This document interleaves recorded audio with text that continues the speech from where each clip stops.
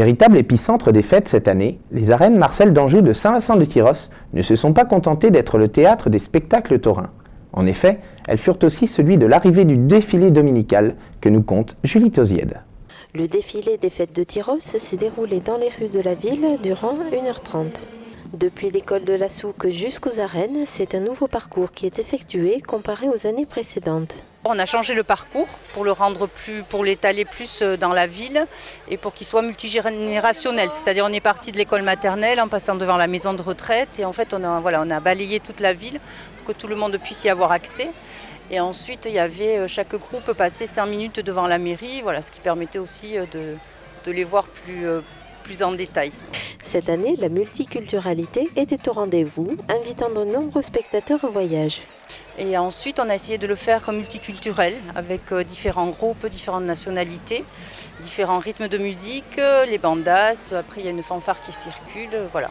Ce qu'on a essayé de faire, coloré et musical, dans le sens où pas avoir toujours la même chose et rentrer dans quelque chose de beaucoup plus ethnique. C'est la première fois qu'on fait le défilé de Saint-Vincent-de-Tyrosse.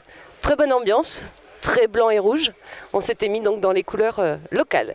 Nous on fait de la danse Bollywood, donc on a du Doom Bollywood qui sont des chorés simples que tout le monde peut suivre.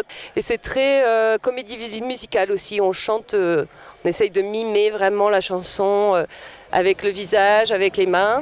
Et voilà, la rythmique avec les pieds. Chaque année, on essaie de trouver quelque chose sur l'actualité. Là, on sait que Michel Polnareff est revenu sur le devant de la scène, donc on a essayé de lui rendre hommage. Chaque année, on choisit des déguisements.